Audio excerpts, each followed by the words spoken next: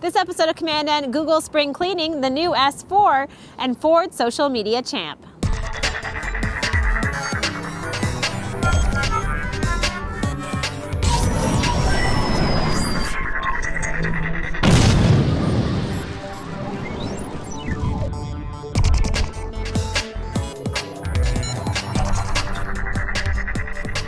Welcome to episode 265 of commandN. I'm Amber. We have a great show for you today. I had a chance to meet up with the head of social media at Ford, Scott Monty, while I was at DX3. But first, the headlines with Jeff and Laura.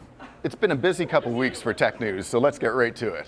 Google is doing some spring cleaning to get rid of programs it doesn't want to continue to develop. Among others, this includes the popular Google Reader, which will be shutting down at the end of June this year. I think that's such a strange choice for Google. I mean, surely there's not that many resources being consumed by keeping Google Reader alive. And although it's not as visibly important as it used to be, RSS is still a core web technology. Absolutely. I know I'll miss it, but at least moving to a new system, not sure which one yet, will force me to cull the reams of RSS feeds I've accumulated since 2005 when Reader launched.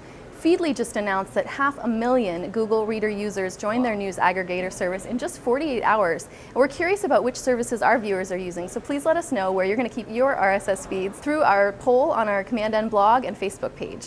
We talked about HTC's new phone last episode, and now Samsung is announcing its highly anticipated Galaxy S4. In addition to being able to take simultaneous photos or videos from both front and rear cameras, which is pretty cool, the phone features instant language translation, integrated sensor-oriented health monitoring software, and strangely enough, a smart pause control that stops video playback when you look away from the screen. It's interesting to see how far-afield handset makers are looking for new features to set them apart from their competition. And while some of these with the Samsung are pretty novel, I do think that it's the dual camera or simultaneous recording that's going to yield some really interesting uses. Finally, Twitter has recently acquired a music discovery service that will help users find new artists and stream music through SoundCloud. Twitter Music, which doesn't even require a Twitter account, shows the company moving into a space that Facebook and others are also trying to compete in. And it's interesting to see Twitter Music coming in on the heels of their acquisition of the Vine micro video service from earlier this year. So let us know what you think might be next for Twitter in our episode comments or through our social media channels. Now, let's go to Amber for her interview with Ford's Global Head of Social Media, Scott Monty.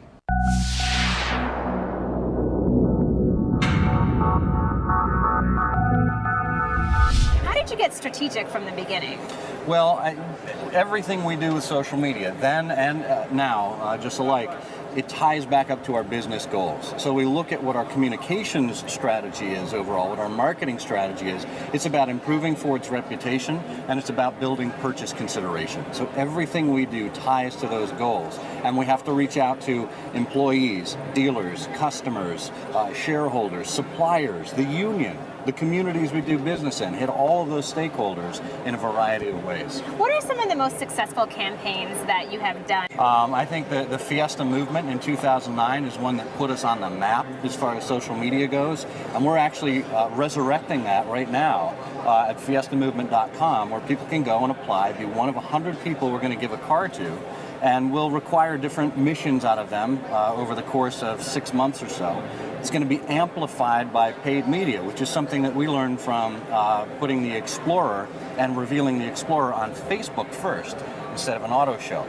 The complete integration of paid, earned, and owned media, right? So we constantly are learning from ourselves as well as from the external industry to help us make better programs each time. Thanks, Amber. I wanted to tell you guys about this new case I got for my iPad mini from Extreme Mac. It's called a Microfolio. It's really thin. It has a really nice textured cover, so it feels great in your hands. And it wraps all the way around your case so that it's totally protected, but it still has the right cutouts for your camera and your audio and everything like that.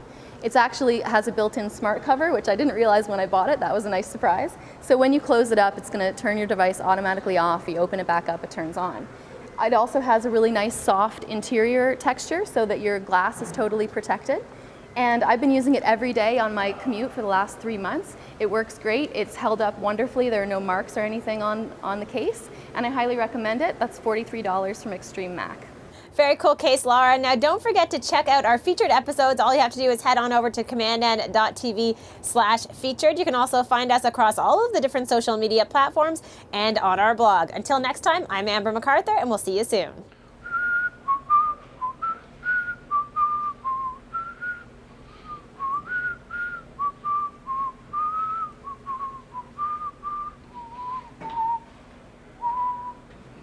Okay, it takes longer than you think, eh?